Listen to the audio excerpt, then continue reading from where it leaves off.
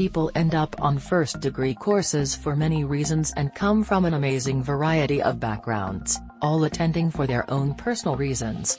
Reiki courses in the UK present a whole variety of approaches, some traditional Western style, some more Japanese in content, some wildly different and almost unrecognizable, some free and intuitive, others dogmatic and based on rules about what you should always do and not do. Reiki is taught in so many ways, and students will tend to imagine that the way that they were taught is the way that Reiki is taught and practiced by most other Reiki people.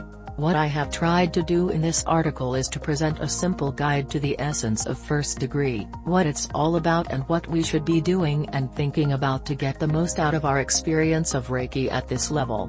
My words are addressed to anyone at first degree level, or anyone who would like to review the essence of first degree. First degree is all about connecting to the energy, learning to develop your sensitivity to the flow of energy, working on yourself to develop your ability as a channel and to enhance self-healing, and working on other people. There are many approaches to doing these things, and I wanted below to touch on each area and to dispel some myths that may have been passed on. Connecting to the energy. On your Reiki course you will have received some attunements or some empowerments.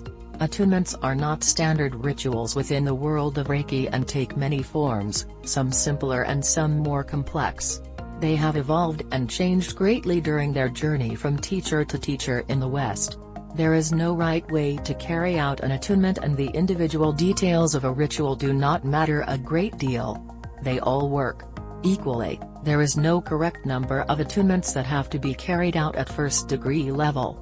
The number 4 is quoted often as being the correct number, but this has no basis in Reiki's original form, and whether you receive 1, 2, 3 or 4 rituals on your course, that is fine. On your course you may have received some empowerments rather than attunements, though these are less common. The word empowerment, or Reiju empowerment, refers to a connection ritual that has came to us from some Japanese sources, and is closer in essence to the empowerment that Mikao Usui conveyed to his students. Again, there is no correct number of empowerments that has to be carried out. 1 is enough, but it is nice to do more. What we experience when receiving an attunement or an empowerment will vary a lot. Some people have fireworks and bells and whistles and that's nice for them, other people notice a lot less, very little, or even nothing, and that's fine too. What we feel when we have an attunement is not a guide to how well it has worked for us. Attunements work, and sometimes we will have a strong experience, but it's not compulsory. Whether we have noticed a lot, or very little, the attunement will have given us what we need. Since in Mikao Usui's system you would have received empowerments from him again and again, it would be nice if you could echo this practice by receiving further empowerments, or attunements, and perhaps these might be available at your teacher's Reiki shares or get-togethers, if they hold them. But it is possible to receive distant Reiju empowerments and various teachers make them freely available as a regular broadcast. This is not essential, and your connection to Reiki once given does not fizzle out, but it would be a beneficial practice if you could receive regular empowerments from someone. 10 Benefits of adopting the law of gratitude in our life. Developing your sensitivity to the energy. People's experience of energy when they first start working with Reiki can vary.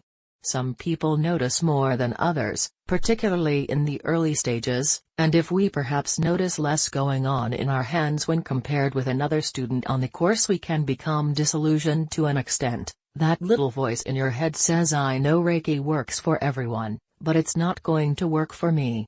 I knew it wasn't going to work for me. Well, if this describes your situation, then I can say to you that Reiki will work for you, and is working for you. And the vast majority of Reiki people can feel the flow of energy through them in some way, though your particular style of sensing the energy may not involve the more usual heat, fizzing, tingling, pulsing etc. that many people experience. There are a few Reiki masters/teachers out there who feel absolutely nothing in their hands, but this is not common, and Reiki is still working for them. Sensitivity to the flow of energy develops over time, with practice.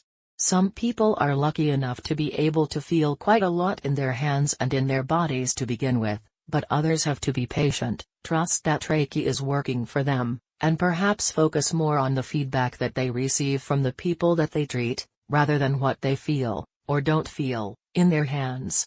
It would be worthwhile if all first-degree students spent some time regularly practicing feeling energy, between your hands, around your cat or dog or your pot plant or a tree, around someone else's head and shoulders, over someone's supine body, noticing any differences in the sensation in your hands as you move your hands from one place to another. Don't expect to experience a particular thing or a particular intensity of feeling. Be neutral and simply notice what experience you have and how that experience might change from one area to another. On some first-degree courses this process will be taught as scanning, where you hover your hands over the recipient's body, drift your hands from one place to another, and notice any areas which are drawing more energy.